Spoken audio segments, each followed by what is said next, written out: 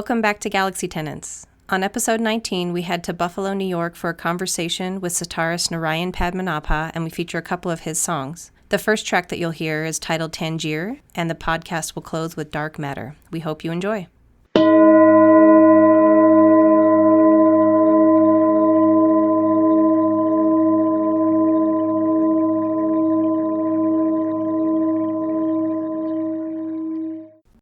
Bear with me. I went to a fucking huge concert last night and a house party after that. That was just insane. So I'm a little hungover. Oh, no, totally. Actually, you know what? It worked out better because that one day, the other day we were supposed to call, I was super hungover and I was like, oh, shit.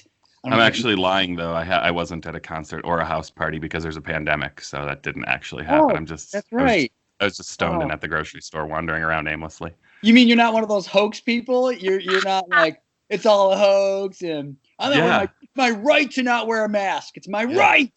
Dude, how crazy is it that those people marched with their assault rifles on actual Capitol buildings and went in and stormed the Capitol buildings, but people of color who were peacefully protesting got completely tear gassed and shot, and it's fucking insane. And where the fuck are the Second Amendment people that said they were going to be here when the president and the government put the military out on us? Where are all those people that were supposed to defend us? Imagine if it was like, well, not the pandemic part, but the next part, right? So like civil rights issues. I mean, this problem like was supposed to have been really addressed in the 60s. And imagine if people during the civil rights era stormed a Capitol building with guns, demanding rights, civil rights, and they were black. Do you imagine what that would be like? Imagine that today. Like, these guys are white coming in with guns into a government building.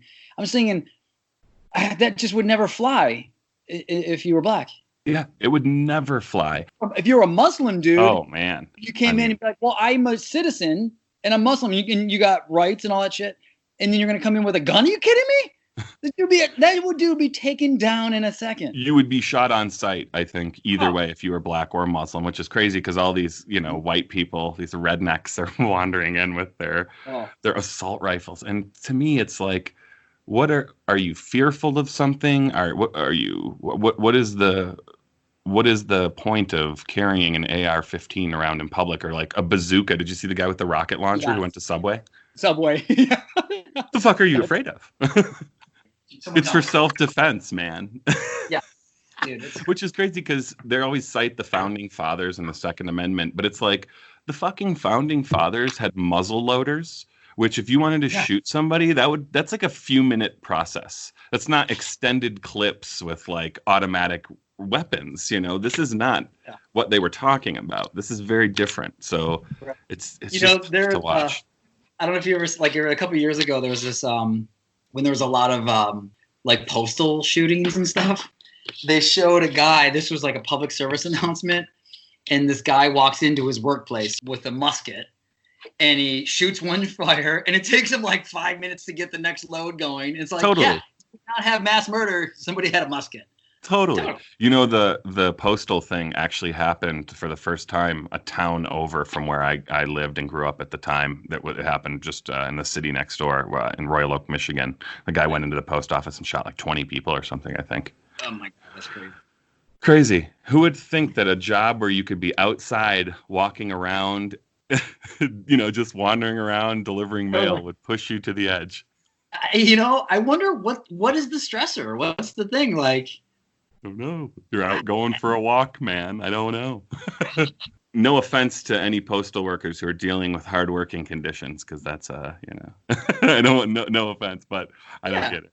Every job has its difficulties, I'm sure, but like I don't know. Well, I don't know. I don't want to be offensive, but like almost like a teacher. Like, okay, so if I'm a teacher and I'm going to be teaching kids, what if I was like, I really just I can't stand being around the kids. You're gonna be outside delivering mail. Those are parts of the job. Like, I wonder if they take issue with the mail itself or what the stance is. This stamp is upside down. That would push me over the edge. I'm very OCD with like my money and bank facing stuff and all that. All right, well let's jump into the interview. I'm here with one of my absolute favorite musicians and favorite people, Narayan Padmanabha, who is a sitar player out of, you guessed it, Buffalo, New York. Yeah, how's the scene in Buffalo, New York? Tell us about the deep Indian classical scene there. So, like, actually, growing up, I did have a really unique experience because there is a decent-sized Indian community in Buffalo, but there was a smaller group called Triveni, and they were like these, people from India, and their whole goal was to bring like classical arts to India. So, like, basically, they missed home so much that they paid for musicians to come to Buffalo because these musicians were traveling from New York City en route to like Cleveland or Chicago or something. So or even to Toronto, and Buffalo would be this great stop off. So I ended up being the sound engineer for all their shows. So for years I was the sound man, and I was like this young high school punk, like stoner kid being like, yeah, I'll do the sound. And like, man, I was like, I didn't even know how to even turn the soundboard on. And it was like, I was like an idiot. So, but, finally got it together and had some great moments. And the coolest part about that experience is not only being with the musicians before the show and like really seeing like the nuances of their instruments, but like afterward, the tradition is this, where you stay with the host family. So like whatever musicians come to town, they stay with the host family. And anybody involved in the organization or whoever just wants to comes back to the house after the show to have dinner. And so, we see this, concert for a few hours, and then we just eat and just hang out and just like have fun for like way into the night. And these guys are like these classical Indian masters who were, men and women, and they were, in their like 60s and 70s. They would hang out with you until like 4 a.m, showing you all sorts of cool stuff, and just. It was a really special experience. And the cool thing about is that since I was like the sound engineer for the day, they had seen me all day long, and I was like one of the last guys there. So like we, got these cool little bonds going. And man, when they would come back to town like a year or 2 years later, they would remember every single thing we talked about. And like, for me, it's like, it's a big experience because like, I'm meeting these huge names and like, wow, I'm so wowed by everything they can do and their skills. But, I'm just like another person in a city that of hundreds of cities that they've gone to, in that year, and they still would remember everything. And these are all these guys. And I think it has a lot to do with not only such genuine people, but a lot to do with like the tradition of classical Indian music. Like the way you learn is by rote memory, and you just go over it and over it, and you got to retain it all in your head. You don't, so you're not writing, you're not carrying around the, a fake book and just of all tunes. Like you got to know it. So it's cool. Right. How was it growing up in Buffalo, New York? Buffalo, New York. Buffalo is actually a great place, but growing up, I think it makes sense if it goes backwards. Is like right now is awesome because there's this whole resurgence in like it's a Rust Belt city, kind of losing a lot of population over the years, but a lot of people are coming back, but because before that, like people just didn't move on anything. Like, it's the same old stuff. It's a super blue collar place. People love sports. And it's funny because I could care less about sports. So I'm like one of few people who are not going crazy over the Bills and the Sabres. Like people are so diehard. And it's funny too, because the teams I believe are terrible or whatever. Awful. Yeah, just awful. Yeah. They'll go to bat for them any day. They're like, the Bills, you'll be at like a political rally or something, and there'll be a guy with a Bills sign. I'm like, not even joking. Like, even for Black Lives Matter, like events downtown recently, there's a couple Go Bills signs. I'm like, you guys, come on. Black lives do matter, and Go Bills. And Go Bills. Wow. So, but Buffalo's a nice place. It's on the river. Niagara Falls is a beautiful spot. It's one of the 7 wonders of the world. So it's our access to water is really great, and just nice variety of things to do and stuff. It's the coolest place. How was it growing up? What I'm seeing as of late leads me to believe that what I knew about race was incorrect, and a place like Buffalo, New York, to me doesn't seem like it would be the most open-minded or receptive necessarily to people of color. And did you experience any racism or anything like that growing up? Right. Honestly, I think I was in a pretty I would generally say no. Although I did have so it's good, but I did have there is like one teacher I remember. Dude, this dude used to call me the camel. Like, to my face. I was a 5th grade kid. He'd be like, oh, hey, he'd call me the sheik. That's not even part of my heritage, man. Like, I'm from India. That's not the same stuff. And he would call me the camel. I was like, dude, now I think back about it, I'm like, wow, that's really insane, man. You can't. Isn't it crazy how things used to be just so widely acceptable? I mean, I remember as a kid, some of the shit I used to say definitely contributing to racism or gender bias or hate without even knowing, Yeah. Oh, totally. I mean, even some of the things that are in the language we use now, some of the old sayings are racist sayings. I was reading an article recently that opened my eyes to a couple of the old-timey kind of, I can't even think of one off the top of my head, nor would I want to use it. But I'm finding out more and more just how deep-seated racism is within American culture. For sure, yeah.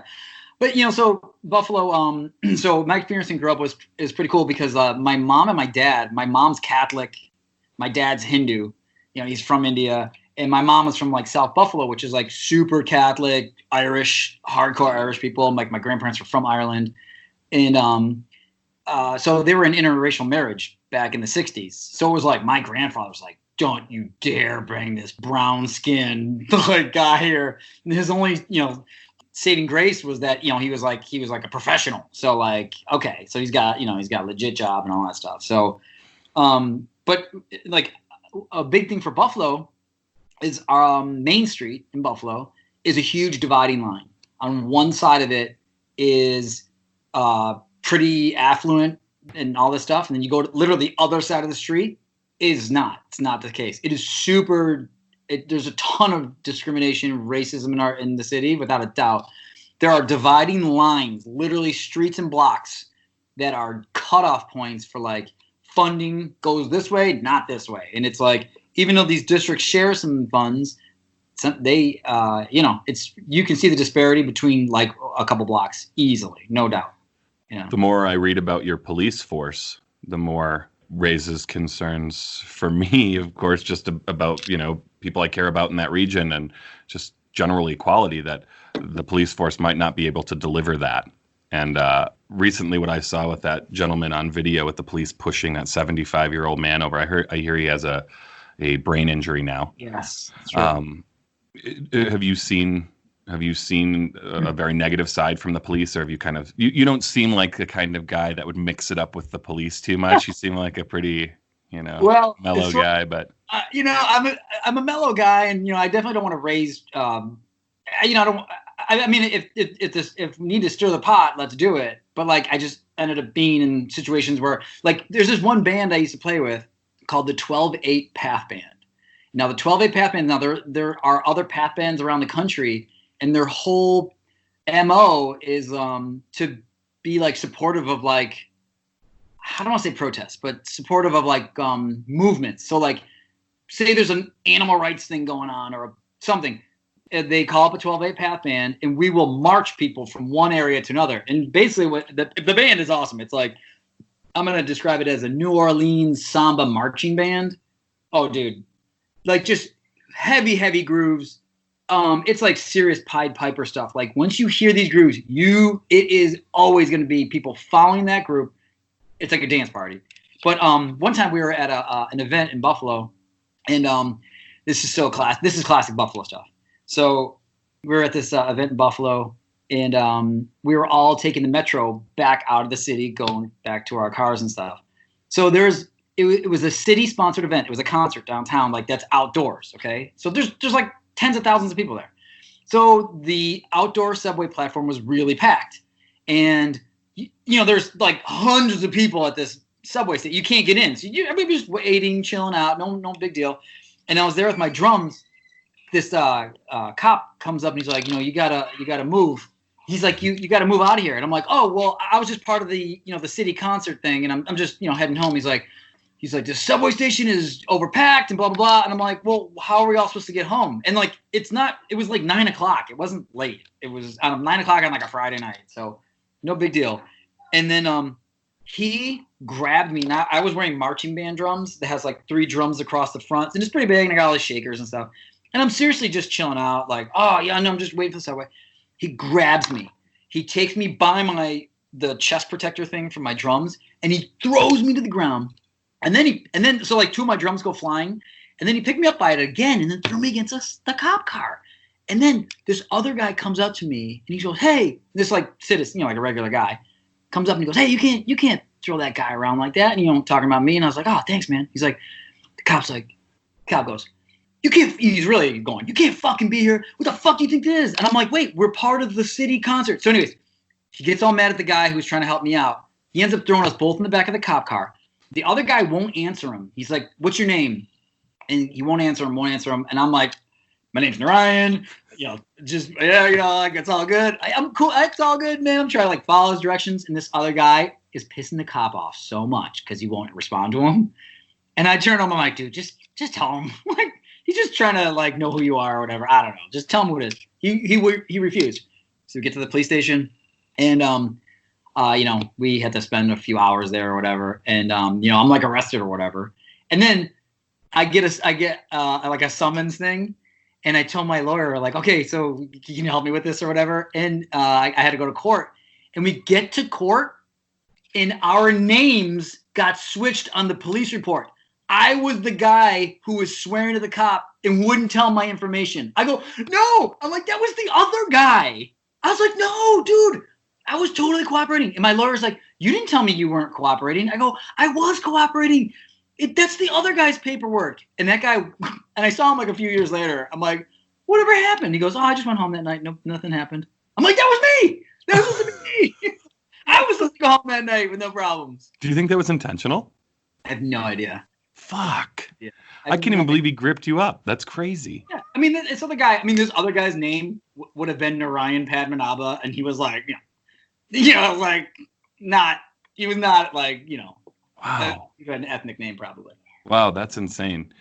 What a crazy story. The thing is, I got scared. This is the bad part of it. I got scared to play downtown with that group for a little while. I didn't want to be hassled again. And honestly, the guys had to like convince me to come back. I was like, I don't know if I want to go back and play. I'm like, that was really, you fucking broke my drums.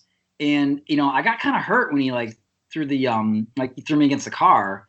But I was like, part of me was like, I don't know, maybe he's stressed out. He's trying to do his job or something. But I'm like, you are being very rough because I am cooperating here, buddy. If that's the way he does, if that's the way he does his job, then we can do without him, I think. Yeah, I was like, I take it down a notch, Cops are supposed to not be stressed. They're supposed to be able to control that and be able to control their emotions and to be able to execute a job and a task and defend the laws with directness and candor, and they don't. And it's crazy. I was just protesting recently in Denver, peacefully protesting, and we were gassed and shot. Oh, dude. I got hit with a rubber bullet and a pepper ball. Yeah, super weird to be not breaking any laws and then to be treated that way. So that was with everybody with their cameras out. So I can only imagine what happens and what has been happening for decades, if not hundreds of years, without any witnesses or without any cameras. What have these cops been getting away with? Yeah. And I'm interested to see what the country could look like, or some of these major cities could look like, by their either defunding, which doesn't mean necessarily get rid of, obviously, contrary to what a lot of conservatives are trying to communicate. But also in some situation, I think dissolving certain police forces might be a good idea too. And I think that we're looking at a really interesting time. And well, there's a couple of ideas that kind of came out and I thought they were kind of interesting. Was like there's this some sort of police commissioner in New York City, and he was saying, when things got a little hot a couple of years ago, he had like these basically like the police officers had like accountability buddies, basically, I'm going to call it, which is like because he was saying this, I was losing my temper, but that's when another, like, say if you have someone who's really uncooperative and whatever, who should step in if you're losing it? You know what I mean? They need to step in. If I'm an officer and I'm just like, I don't know what's going on with me, but I'm losing my shit on someone, another officer should step in. But so he's like, there's this thing, right? And they said they did it, and I think like the idea sounds great, but then like I don't know, I'm not sure, I don't know if it would work, policing police never works, as we see, especially with like qualified immunity and them investigating themselves. But in addition to that, I think that is kind of a tone deaf thing to have to pair officers like that, because you're missing the original point that officer shouldn't be losing his temper. No. He shouldn't be freaking out. They should be trained in such a way that that's not really a thing. And if he does start losing his temper, he should then know how to himself de-escalate his own emotions, but the situation in itself. Yeah. Saying, we got a hothead out there and he's going to stay on the job. We're not going to retrain him at all, but we're going to send a guy who's a little bit more chill out with him. Yeah, right. Well, actually, the other idea this one I liked. It was like if you're a police officer and like there's charges brought up against you, and like like the funds, the taxpayer funds that would be your lawyer, your attorney, this and that, the damages come out of your paycheck. Not the city's taxpayers. Now that you might think twice before you do something.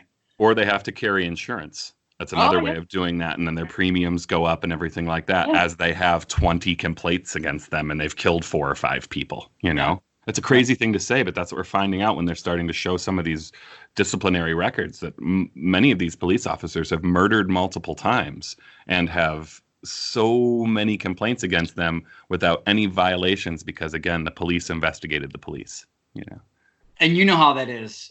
That brotherhood of just, like... Dude, those police unions? Ooh, holy shit. Anyways, let's move on so we don't get shot or beat. Yeah, exactly. This might have to be an edited section. we may revisit that. What I would say in building up to kind of what I'm asking about your past, your history, the kind of the demographics of the area, have you found a lot of success for playing sitar, and do you get a good turnout in Buffalo, or do you find that you have to go to other regions? Because I know, I've brought you out to Colorado. You've done really well out here. I brought you up to British Columbia, Canada, and for most people, myself included, our favorite set of the festival that weekend was your set with, members of the Trey Anastasio band and Genetics and members of String Cheese, and then there's you with your sitar. Lotus, members of Lotus, dude, I love that set. And for anybody who wants to hear that set, I think that's available on your Bandcamp. Yes, the Bandcamp page, and it's all that one's out there for free, definitely. And it's oh my god, the touches that these other musicians brought were incredible. We were all looking at each other while we were playing, being like, "Damn, dude, what are you doing? That is amazing." It was such an amazing feeling connecting with everybody, and and that was real. Like, I knew the tunes because I brought them or whatever, but nobody did, and they brought their element to Element. They brought they owned it so well, and like everybody's specialty was so dialed in at that point. And, everybody was so tasteful. Everybody was listening to each other. No one overplaying. It was amazing. It was really the best. A lot of those musicians that were a part of that set usually go full steam ahead. Mm-hmm. And in that situation, it was very, very laid back. I felt like the respect that was given to you and the leadership and the direction that you had, everybody else was just kind of filling in a little bit of the space around it. And during that set, not only did I cry, but somebody brought out a weed cannon, which was awesome. Oh my god, the weed cannon! Actually, if you go to the I think the Bandcamp page, I think somehow the video got attached to it, and it's on there. Perfect. Yeah, my dad took that video. Oh yeah, it's awesome, and I love it because like the guy's shooting the weed cannon at us, and then but you're walking by smoking a joint, telling him, "Hey, don't blow it on the musicians, blow it that way." As he's smoking himself. Everybody who's seen that video, they kind of point that out, that like the guy who's yelling at the guy with the weed cannon has a joint in his mouth. Oh, yeah. But to answer your question, so the market in Buffalo, and how's it been for me, like as far as like the acceptance and like, all that kind of stuff? I honestly, tell you the truth, for have been doing it for like over 25 years here, not good. Yeah. Like when I leave town, it's like it's so much noticeably more receptive, the crowds and this and that. But when I'm at home, I think it's just like people are just looking for like different stuff. They're not that. Well, this gets crazy. Let me phrase this the right way. The most popular things around here are a lot of like blues and a lot of like rock and those are blue collar stuff, I would think. Yeah, a lot of blue collar stuff for sure. And there's our jam scene definitely has like a little niche, but even I think our local guys who like Aqueous, for example, they're blown up pretty big. But like around here, I mean, they sell out for sure, but like, and really welcomed at home. But like even for them, I think it really took them to leave here to like really have people like really see how awesome they were. And then so for me, I think it's like the uniqueness of the instrument, could be a caveat, or it could be the best thing in the world. Like it'd be like, oh, everything's cool, but wait, that instrument, because as soon as like even you hear sitar, you instantly think, oh, it's gonna be so chilled out, everybody's gonna be sleeping or whatever somebody thinks. I don't know, but it can be rocking and jamming and all that stuff, Yeah, I do know because of the way you play it. You've shown me that it could be that, because I did feel that way. Yeah. I remember the first time I saw you was at Water Street in Rochester, New York, and I went to see Max Creek, which God knows why the fuck I was at a Max Creek concert, but in the middle of the concert at set break, they like open these doors to a side room. And we wander in, and it was like almost like a throne room or something. It was fucking weird. There were columns, and like Ravi had a turban on, and I didn't know what the fuck was going on. And then Family Function and the Sitar Jams played a full set, and that day, I can honestly say, changed my entire life. I mean that. It might sound funny, but it literally changed the trajectory of my life to where now I own a sitar because of you. You played at my wedding. I have annoyed the fuck out of you going to your shows and dragging you across country to play all these wacky events and stuff. But that moment and your band and your musicianship literally changed my life. It's a crazy thing to say, but I've never experienced the classical aspect of the instrument in addition to the progressive nature of what you do. Why don't you describe your playing for people so they can understand kind of your setup and your rig? So like the so the background of the instrument was like, it sat at my house. My aunt brought one over way back in the day, and it sat at my house for a long time, and this is all pre-internet. So like the Indian community was like decent sized here, but like you had no idea how to tune this thing. And even if you listen to records, it was like just something doesn't seem right, and if you were an octave off, you breaking strings. So basically I broke every string, and I'd have to wait for somebody to go to India to bring me a set back. So I mean, the process, like, and I wasn't thinking like, oh, give me 15 sets. I was like, oh yeah, I'll take a set of strings. It would take me like 2 years to get the next set. It was ridiculous. So with these musicians coming to town, giving me little tips like, hey, make sure you put your thumb in this spot. And then we wouldn't do any formal lessons, but he would just, with little tips here and there. And then it came to like, I understood how you can learn a different classical Indian instrument. If my main principal instrument is sitar, I can study with the sarod player, I can study with the santoor player, because the musical vocabulary we would use, which is like the equivalent of do, re, mi, fa, sol, la, ti, do, but for classical, it's sa, re, ga, ma, pa, da, ni, sa.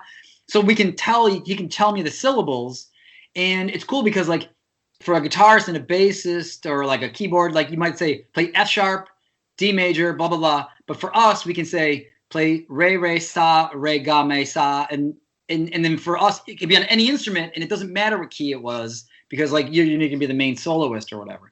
So once I finally got it going, I played percussion for a long time, and then I realized, how like some things are just instinctual. Like if if you put a honeybee somewhere, and then there's no flowers around, but once that flower comes around, that honeybee is going to just be like its sensors are going to take over, and it's just going to go in another zone, right? That's what happened to me when I first heard classical Indian music. I was like, I was the biggest Eddie Van Halen fan. I loved Van Halen. Like, I loved the Sex Pistols, Van Halen, just all this kind of like harder rock kind of stuff.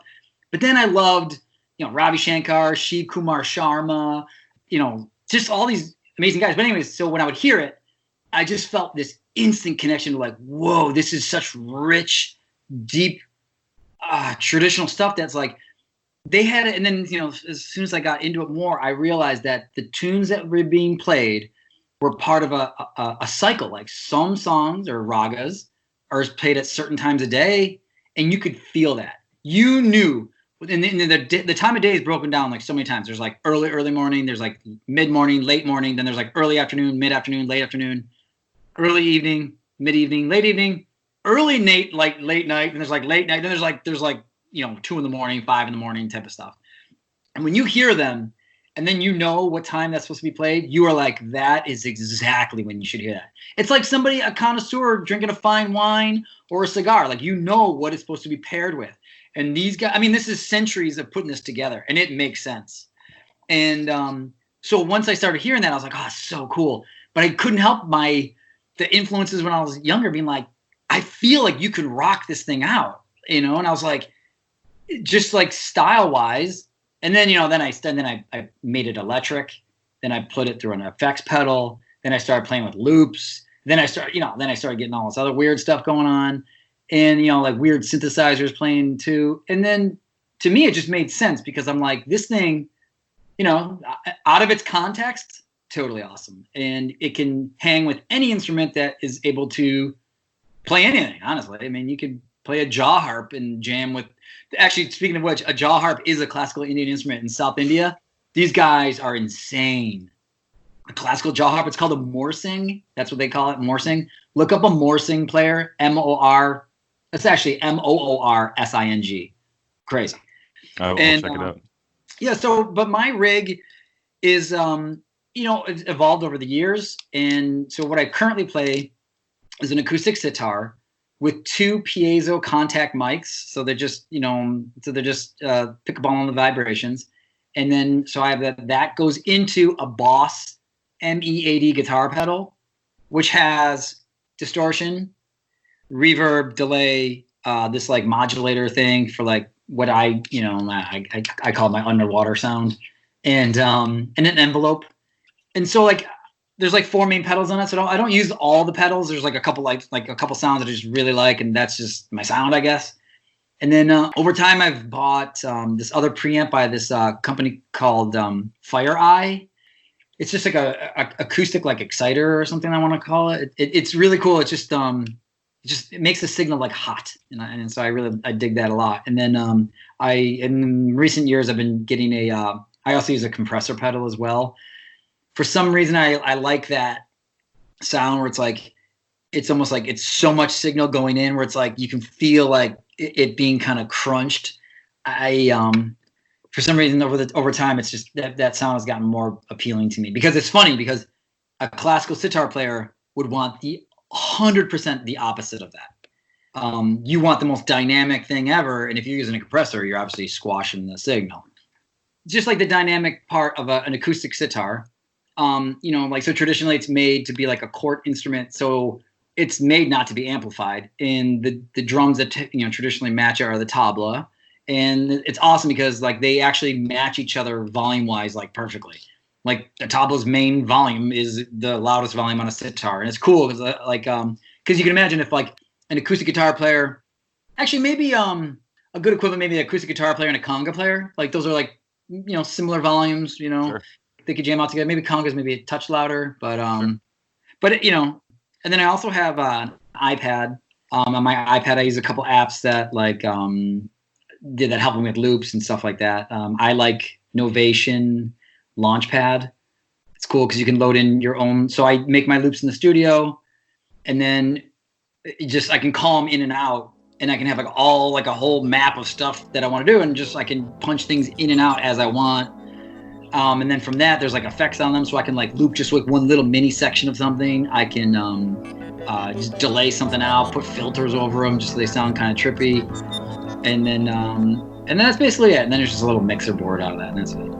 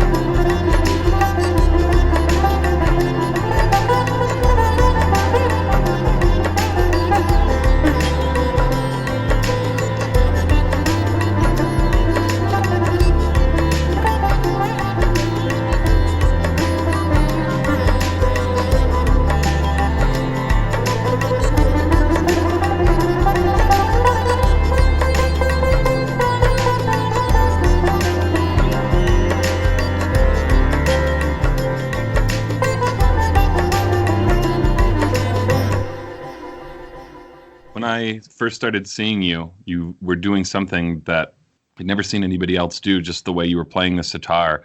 It's like psychedelic jam, it's very improvised stuff, but it was like jazz too. And at the time, it was so different from everything else that I was seeing.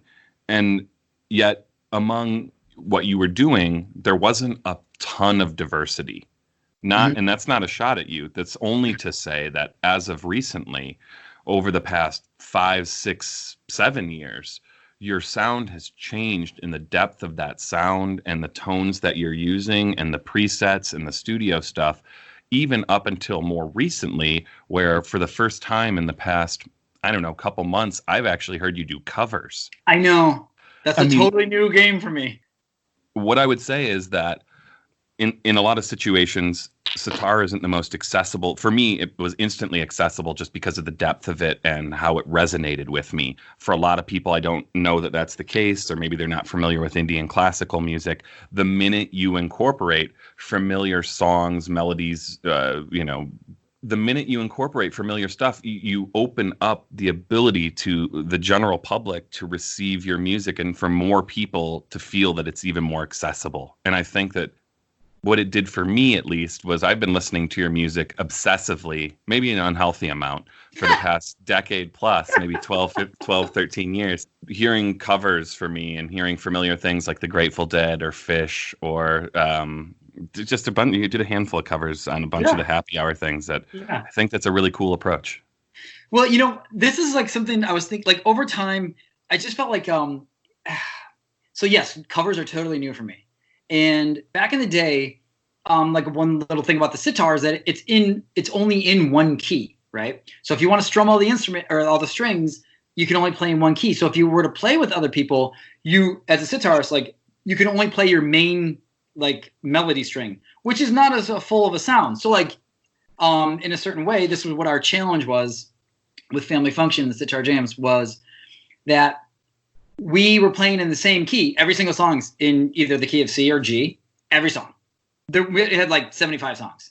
Every song was in the key of G. So the trick was, how can you play something that's either going to be rhythmically different and like the phrasing. It was all about how can you change the phrasing so much where someone doesn't even realize that this song each song was in the same key. So like that was like my big challenge. And it was like, and I used to be a percussionist. So like, I was like, this is awesome. I can play the little runs in or what would be like rhythmic patterns, play them on the sitar. And to me, I was like, oh, I love it. And so this is just like a little side thought, was that I always felt like, you know how like there's musicians out there who are just like so amazing, like their skills are just ridiculous, and you know it's not popular, right? I feel like as the musicianship goes up, not that their popularity goes down, but it's just like, you know, there's pop music. It makes it inaccessible, I think, with more complexity. Yeah, it's too complex. People don't know what you're doing anymore. So I always feel like after a certain point, people don't really understand what you're doing. So we had, not only was it a sitar, being this, you know, strange instrument or whatever, but it was like, you know, it was in one key, but you would never know it, right? You would never know it was all the same key. And then, no clue. Yeah, and so I just felt like, and there was no lyrics. That was the other thing, is it's all instrumental. And so like, you know, you really had to make it interesting to have somebody be like, you know, to be captivated for that long. Like I felt like this huge responsibility to be like, I have to play super interesting, or this, I'm going to, you know, I want to make someone feel good and I'm going to lose them. And I was always like, I used to be really obsessed with like what the people were feeling and like feeding off energy. And then something clicked like later on in the years and be like, I just need to own what I'm going to do and just do it really well. You don't even know how people are going to receive it. They could just be having a shitty day. They could be too high. I mean, you have no fucking clue, you know? No clue. To put that on yourself or carry that is a lot. It was. And after a gig was over, I would be so fried, man. Like, I honestly, I was so exhausted, but like in a good way, being like, oh, I felt like I had run. I've never ran a marathon, but not even close. I don't even think I ever ran a mile.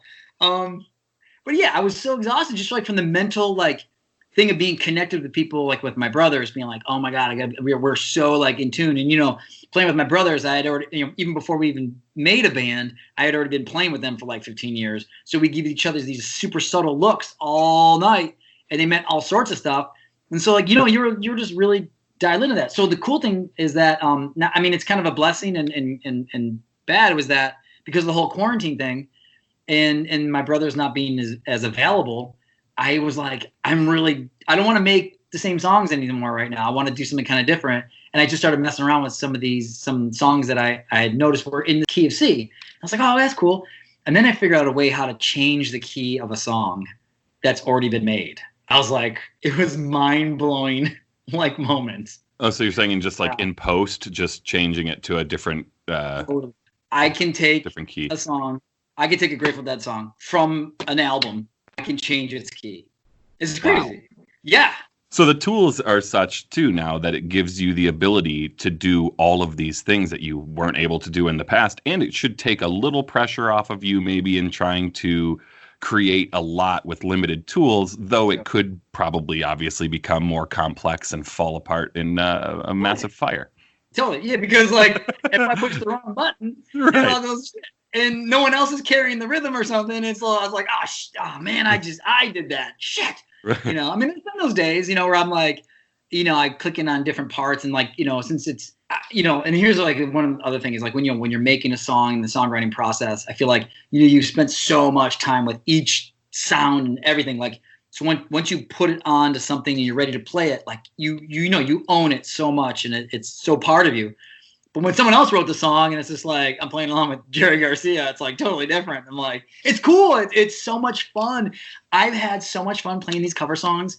I can't even tell you. Like things, like the cool part is I'm going back into like, you know, just being younger, being like, you know, I always loved this song. I'm going to play it. This song. Oh, I love this song. I'm going to play that one. You know, and like I've never been able to do that before. It's like so like liberating. I don't know. Like I just feel like today, I can't remember what I'm playing, but I have a list of it upstairs. But I was putting it together and I was like, oh God, I love this song. You know, and just, you know, like I'll play Eyes of the World today, Grateful Dead. And it's this one version with Branford Marsalis on sax.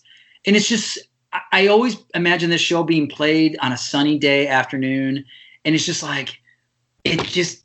And now you get to add something to that. It's just, I could, you know, be like, wow. I don't want to step on Jerry's toes, though. I don't want to step on Branford's toes. You know, I got to take it easy. Holy shit. Yeah. But what these tools have done and what the past, you know, even over the 10 years I've seen you, your potential and your ability to create sound and the fullness of what you do has, every time I see you, has proven to be pretty much limitless from what I can tell from a fan perspective. And I think that the more people warm up to what you do and the more accessible that your music becomes, I don't see how the fuck aren't you way bigger? Why are you taking my calls? Oh my God. You know, it's like, I don't know. I just think that, well, yeah, no, I totally do. I mean, there's always something to be done. I could always do more, you know, I could always push myself harder and, you know, just to put more things out there but it's like, but how much can you put out there? Do you feel like, let me ask you this, where are your weak spots? Do you feel like I feel like your sitar playing is not your weak spot. I feel like your ability to innovate and create new material for the fans is not a weak spot. Your promotion seems very strong. But I also know that social media outlets severely limit reach without pay and whatnot. Do you find that promotion has become challenging, and do you feel like what the promotion you do is effective? Right. You know, it's funny you say it because I come from the generation of making the, you know, paper flyers and going all over the place. That was the only way. I feel like people are just, it's so easy. It doesn't make it special anymore when you post something online, you know, like on your Facebook feed or Twitter, Instagram, whatever. It's not as special as when you had the paper flyer and it was like all cool and this and that. I still go through all the same design things. Like I treat each flyer differently. I don't make a string of gig flyers. They're all the same. I just change the date. They're always different. I've been doing that for like 25 years, you know, like every flyer's been different. So I guess I'm just like, gotta just bite the bullet and be like, you know, sometimes you just gotta pay for it. I mean, I'll have paid for paper, and the tape. I mean, what's the difference between like, and then, the photocopies or whatever. I mean, if you're going to pay for it online? I mean, I will say that the tools that are available online are increasingly more effective as far as the targeting, both regionally and by interest. We should talk about that off of this and kind of dive into some of that stuff, because you could be reaching people all over the country, all over the world, outside of the Buffalo bubble. Oh, dude, I need to get out. Yeah, no, you're right. That's definitely something. And you know what? Here's a problem. The social media thing and keeping up with the stuff, like, it's distracting. I would love to be just focused on just doing the music and having fun and being out there with social media stuff. But like, I mean, I like to make the art for the social for posters and stuff. I mean, I do like enjoy it, but I want to do a good job. So like, I take my time with it, and I spend time doing these things. And like, I'm like, should I be writing a song right now, or should I be screwing around on Photoshop? Like, which should I actually be doing? Can a musician just be a musician? Because I think from what I've seen, you can be, but it isn't necessarily very effective. It isn't something that's you'll just be playing for yourself, I guess, probably, right? Totally. If you don't, like the odds of like you having like, this crew of people like, oh my God, I would love to spend 3 hours on a poster for you. Like, it's just, they have, people all have their stuff too, and, I don't know, like, I don't have a crew. Right. But what you do, you have your hands on a lot of different things. And I think a lot of people, when they see a show and they see a musician, especially a solo musician it isn't like 5 people or 10 people in a band that are all inviting all their friends. You have one person, and that person has done the booking, has done the creating of events and the promotions online, the poster, the writing of the set, the creation of the music. It's getting your CD printed. I mean, taking care of the artwork, all the mastering, all the studio stuff. I mean, yeah. And this ain't your day job. And it's not my day job. Totally. So do you have a day job anymore? How's that looking? I do. I thankfully am a teacher still in my district. And it's our district is I'm really glad too, because like our district's like it's really a diverse district. Like, so, people talk about like diversity and like across the U.S. My school has like over 15 languages spoken. We really service like the students to be like, teach us about your culture, like bring it in. Like, we're not being like, learn English. We're like, yeah, let's get the great balance. Like, we sell when Ramadan comes around, like we make sure everybody in school knows, like, hey man, these kids are all celebrating Ramadan. So like, if you might, when it's done, you want to say, I think you say, Eid Mubarak to them, like, hey, congratulations over. Like, you should say it to them. Like, they just went through a month of fasting. Like, that's a big deal. And, like, so and the kids are all cool about it. They're all cool about it. And, a couple kids from like Russia and South America, Afghanistan, Iran, Iraq. We have a ton of kids, Persian kids. It's cool. So, they teach me how to swear in their languages, which of course is great. I mean, as a teacher, that's you gotta be playful in that way, because they're probably excited just to pique your interest at all and stuff. Totally. They all just to keep it fun and light, So like if I'm swearing in Arabic, they love it, I was raised in a setting of pretty much an all white elementary school, and in the Detroit area, that's not super common. And so my parents, when we went to middle school, did not keep me on track for that white middle school. They sent me to the other middle school, which was extremely diverse. Mm-hmm. And as an adult now, kind of, I really value that experience I had, and I'm really grateful for my parents as a white person coming from a almost clear family. I mean, we are the whitest of the white people. To be immersed in a bunch of different cultures meant the world to me, and has helped me become a more developed human being. Oh, I agree 100%. Having those experiences, especially as a kid, knowing that there's many paths out there, and most of them have the same goal in mind, and that they all could totally be in unison together, no doubt. And I just think that I remember even in my high school, really diverse high school, but I remember like just after I graduated, there was like a couple people who were on like the school board who were like, we want to stop seeing the school talk about certain celebrations from like other cultures. And I was like, wait a minute, that's like what our school was like all about. I was part of a group called Unity and Diversity. We would have like fashion shows from like around, eat food from around the world, and we would have fun, right? And they're all kids from all over the place. Would bring like traditional stuff in, and I was like, that's a club at our school, and like now you want to like not talk about it. And these people were serious about getting it out, and that's when it became more common to be like, don't talk about other celebrations of other cultures and other things in schools. That's like pretty strong in a lot of schools these days. Tons. I get not putting the like, political correctness. You're going to be offensive. You're like, how is it like, it's like you can't be in America and not have some sort of root somewhere. You can't. Can you imagine living in so much fear that you want to basically chop down everybody else's roots? Yeah. And not celebrate the differences? Like, listen, man, I dated Jewish women, and the traditions of the Jewish people are things that I make matzo ball soup. I mean, once a month now. I mean, there are so many beautiful things in this world. Why limit yourself to only your culture? I never understood that. I mean, there's if you flip this example around another way, it would sound insane. If I moved to like Morocco and I'm like, could you not talk about the Spanish influences that you have here? Could you stop, with the whole like Arabesque architecture? Because it's really offensive to me. Be like, what the fuck are you talking about? Like, you're not like we're all coming to this place to live, and you want to like shred it of its like its uniqueness? That doesn't make any sense. Like that's flipping me out. That's the weird thing about America, too. It's like we've closed our borders. We're limiting people from coming in. We're villainizing people who are coming in to the point where our president has called them rapists and murderers. It's as if America has forgotten how America got started. Oh, totally. They want to be like selective with their like president's wife, for example. She's not American. She's not born from the U.S. Okay, so how could that be possibly different? Like it's because she has, I guess, a white complexion. I don't know. I mean, it seems to me that it's solely boiled down to a racism that I didn't know was as widespread as it clearly is. And how openly accepted it is. I mean, like, okay, so all these people are going to blindly say, okay, we agree with you about those illegals and blah, blah, blah.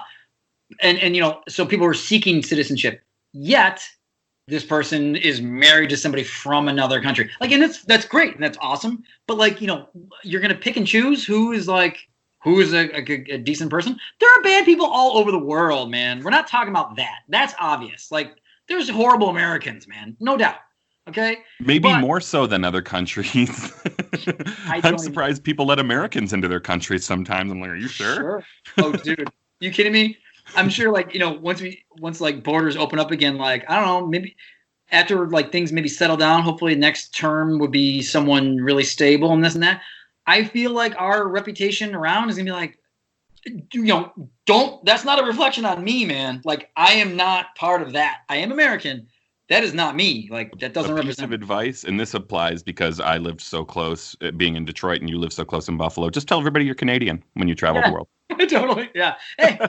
Yeah, for sure, man. Yeah. I mean, I've done that, actually. I'm like, oh, no, I'm not American, eh? I'm Canadian. I'm Canadian. Yeah. Hey. Oh, hey. Hey, let's go get some poutine, eh? We're way up north, eh? I recently got a sitar with your guidance, and it's been the most relaxing. I was going to either get a prescription for Xanax or get a sitar, and I ended up getting a sitar. Smart. Yeah. So it's been so relaxing and so amazing. But one of the things, right when I got it, within 30 minutes, Roosevelt Collier asked me how many strings it has on it. Classic.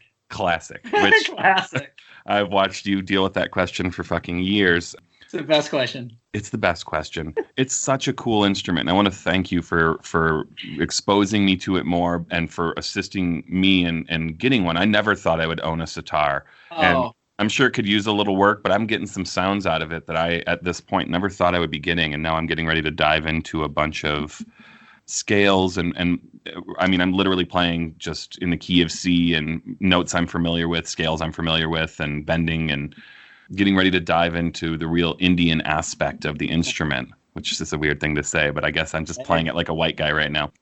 I was gonna say, like, for it's cool that you're talking about your experience. It's just that, like, but don't you see, like, it's more accessible than people probably think it is, right? Absolutely. Right? Now, but out. the thing is, I think most people think like you buy a guitar, you throw the strings on it, you tune it up, you play it. This thing, I mean, I couldn't get a good sound out of it for a week to 10 days because all of the frets are movable. The strings, the way it goes in and out, the beads that you can use to hold So I mean, and then don't get me started on what I'm sure will be a nightmare as far as bridge work goes. Oh, God. But I'm not there yet. So I guess what I would ask you, yes, it is, if you can put the time in, if you can put the care in, if you can listen and get the feel of it, it's not that hard. It's not that bad. But I'm sure if I got a shitty sitar, which I probably would have without your guidance, I would have picked it up, and a week later I would have thrown it in the fire. Oh, dude, just like a shitty guitar.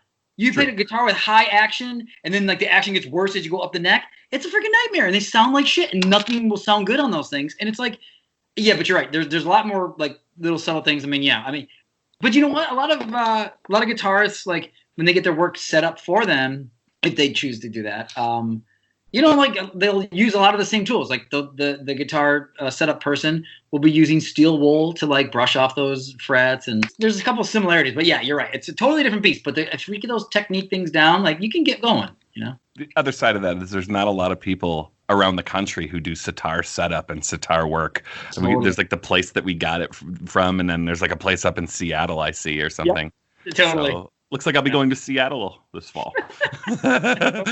For sure. What I would leave our conversation at, and what I would ask you to share with folks is who are some of your favorite Indian musicians? And if people are looking to get into Indian music and explore it and dive in a little deeper, what are some names that they should be looking up, and what are some musicians they should be listening to? Right. I think one of the big things is you got to look at the forefathers of the I guess the refining. There's Can I throw some names out just so I feel just so it helps my ego a little bit and makes me feel like I know things? Yeah. Some of my favorites, Ravi Shankar, when you say like the staples kind of, Ustad Sultan Khan. Totally. So Sultan Khan plays a sarangi. It's Sarangi. It's basically like a mini cello, and it's amazing. You want to talk about like ingenuity for like the instrument? It has it has only 3 main playing strings, and it has I think 25 or 30 sympathetic strings. So when that thing plays, when you bow it, it's played with a bow. It's this natural built-in reverb. Oh, the sweetest or most haunting sound you've ever heard in your life. It closely resembles, in my opinion, a female vocalist singing Indian songs. Totally. It has that very similar sound. And then, of course, Zakir Hussain on tabla. Okay. Zakir Hussain, master. And then this is what I would invite people to do is like to look at his father as Alaraka. Alaraka is his father who was Ravi Shankar's main tabla player. So those guys were the pioneers who really just changed things for sure. So sitar's Ravi Shankar for sure. Ustad Alaraka is the old school. That's Zakir Hussain. That's his father. Other great players. One of my favorites who plays an instrument called a sarod. I'm gonna call that like that's the equivalent of like an Indian fretless banjo. I'm gonna say. And it looks super futuristic because like there's like a lot of metal on it. They're awesome. They're so dreamy and just beautiful. Another instrument that would be actually I should back up. To be considered like a classical Indian instrument, it really should be able to mimic the human voice. So you should be able to seamlessly go from one note to another note. So the whole bending of notes and all that microtones and all that kind of stuff, you're just basically mimicking the human voice. Human voice was like the oldest of all the instruments. And so the sarod player I'm talking about, his name is Amjad Ali Khan. So Amjad is Amjad space Ali Ali Khan Khamkhan. Yep.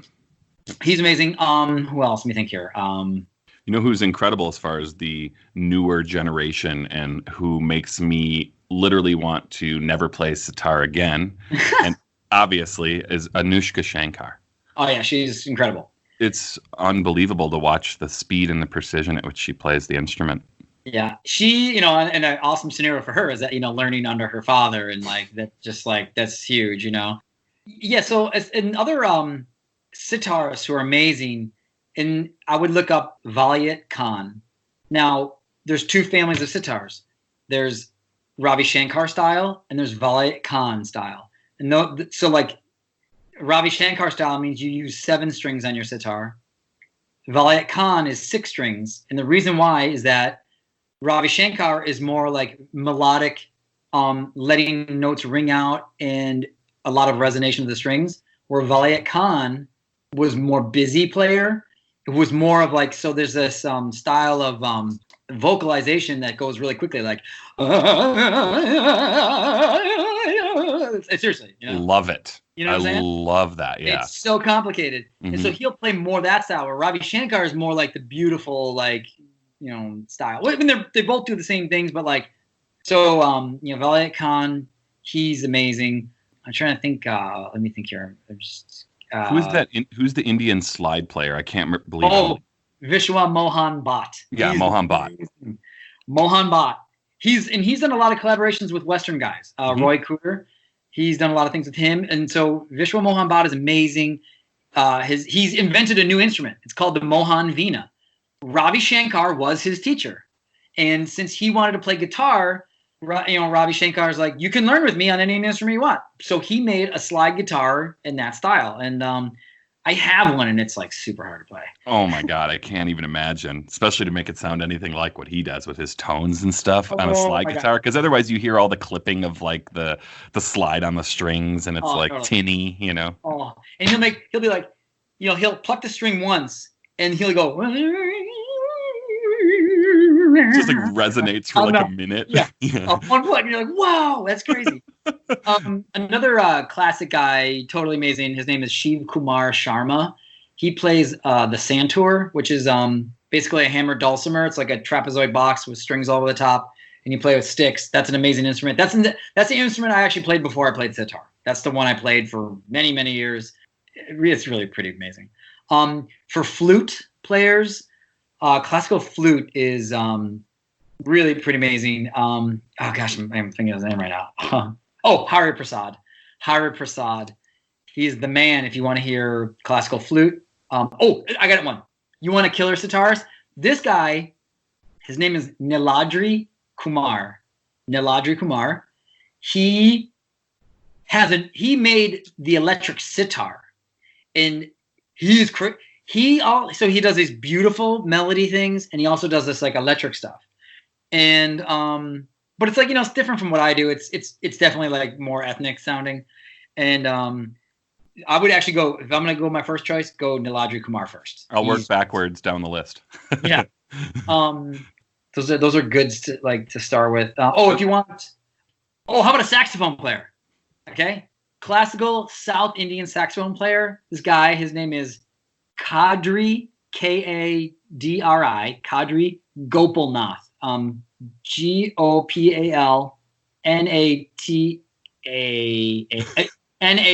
Nath, Nath. Okay. Kadri Gopalnath, totally crazy. Speaking of Indian saxophone players, especially this guy's more progressive and does jazz. Rudresh Mahanathapa. Mahanthrapa, yeah. See, like, great. No, that's a deal. I opened up for him one night. Oh, you wouldn't know it. Yeah, in Buffalo. Awesome. at the Albert Knox Art Gallery, but you know, very cool. So that's a great start, and I want to bring you back. I hope that this will be the first of many conversations, and I'm so grateful for you taking the time to do this. I'm sure you're busy with your family and your job and your music. No. This is a priority. Like no. Seriously. Now, to you, my friend, like, you've actually provided me with so many opportunities to really bring, like, so you saw how this, like, what I'm trying to do is, like, bring something different to the table that, it's not that it's not having been done before, just trying to my own twist on it or whatever. But I really appreciate how you saw how, like, there's this avenue that people would appreciate seeing these sounds in a different format, and you've had me travel all around the country, man, and internationally too. And I can't tell you how, when I've walked into some venues and just being like, being part of a show that, like, showcases, like, just some of my total, I don't want to say idols, but, like, people I admire musician wise, I couldn't have imagined ever being in that scenario. And like, so I consider myself very lucky to be able to say like, I've had a shared experience or a stage with some of these people. I mean, it's incredible but you put it together for me. And I cannot thank you enough to push me in times where I've been like stagnant, or I'm not really like, doing much or something, being like, hey man, when you coming out to Colorado again, and stuff like that. And it's been like, you know what, you're right. Like, let's make this happen. Like, if I have the ability to do it, why the hell wouldn't I play the shit out of it and make it happen? You know what I mean? Like, there's a ton of dudes who like sit around and play something and never really do something. And if I have a channel to do it, you're right, I should do it. So that's why I really appreciate your motivation to get me keep me moving, man. Full disclosure, it's all selfishly motivated. Even when I see it as I love what you do so much and you as a human, and to be able to share that not only with passionate music fans across the country, but other musicians too. I mean, I remember standing there watching you, and two of my favorite musicians, Steve Kimmock and Fareed Hawk, are standing there in front of you with their minds blown. And I'm like, see, I know Narayan. I know he's a friend of mine. And it should be almost the opposite. I'm like, oh yeah, I know Steve Kimmock and Fareed. And I'm like, hey guys, I know Narayan. And they're like, seriously? Both of them asked me to introduce you themselves to you. So that was, what you're doing is a very special thing. And I would ask if it's not too much to get another studio CD or album that's well pushed, and maybe from Family Function, maybe with just you with those guys guesting or whatever. But almost everything you output is of studio quality too, so it's a weird. Well, I try to make it sound so good. So, all right. Well, the last thing I'll say is you do these virtual happy hours. I think you have one today, correct? Today. Yes. Yeah, I got to hurry up and get wrecked before that happens. Oh yeah, it's 2:00. Yeah, I got to set up my shit. So those happy hours are you? I got to go get wrecked, man, so I can really get in the zone here. Is this something you're going to be doing ongoing so that people are exposed to your music? And how have the audiences been on those? Awesome. People have been so supportive and so awesome about it. And honestly, it's so encouraging because I think, we're all sharing these like weird experiences being home and being kind of isolated, but like I've never felt so connected to so many people right now. It's been so cool. And, like I can, even though like I see like things typing and people like chatting and this and that, it's like, it's funny because like I'm playing and I'm like trying not to really do it, but I'm like, I really like, I feel so part of it. I just like, I can't help but be like, oh, I hear you, man. And like, I want to be talking on the mic being like, hey dude, yeah, like you heard that too? All right, cool. But it's been cool, but I do want to do it moving forward. And I'm thinking like, as things kind of open up, maybe the day would change or something, but like, I'm thinking that I'm part of like a crew of people. Yeah, I'm getting a little older, but sometimes you can't make it. You can't get to a spot, and I get it. And so I want to be able to still provide that stuff. And like, I tell you the truth, even for me, I'm able to play. If I can do this, I can play way more. So I'm definitely moving forward. Yeah, you'll definitely be more of these virtual. I don't know if they'll keep calling it the happy hour thing, but it's cool branding. Virtual happy hour. Yeah. But I mean, look at maybe possibly even doing a full evening show too sometime and have, your Venmo on there so that people can contribute and whatnot. Right. So. Yeah, no, you're 100% right. And I think that's like, probably the next avenue to go on. But let's talk shop and let's come up with a couple ideas because I've got a couple that I'd like to share with you on how I think that you could, do this in a secluded setting. Socially distanced. You know what? Totally. In fact, I was going to try to do it outside today, but it's like a little windy. So I was like, just in case, I'm going to do it back inside. But, maybe just like fun things, Sure. You got a lot of great stuff going on, and I'm so grateful for everything you've done for me as far as musically, all the music you output as much music as fucking Buckethead. I mean, I don't know how many fucking albums and releases and tracks you have. It's unbelievable. You're constantly creating. And I'm so grateful for that shining light in my life that is you. Thanks, so man. Thank you so much, Narayan. The feeling is very mutual, man. I really appreciate all you do. And just like, really bringing music to the people, man. You give people a real honest, viewpoint. And that's awesome. You're not swayed, and it's really cool. I think an authentic voice for musicians in the music industry, it's really needed. And somebody who's really in it and who's a player too. Someone who plays, knows what it's like, knows on either end, as a listener, as a musician. So like the things that you're doing like are really are great for like the music scene and people like keeping them connected and exposing to new stuff. Like there are so many bands that you've introduced me to that I'm like, whoa, I had no idea. And just hearing about it, or your narratives, man. Your narratives are like, I feel like I'm there. I've never felt so like I felt like I've been to Burning Man 10 times, and like I'm just like the descriptions are like they really put you in the place. And so thanks for taking the time to do all that stuff, man. It's huge. That's the greatest pleasure of my life. Thank you, buddy. Nice. Naryan Padmanabha. Hey. Thanks for having me, dude.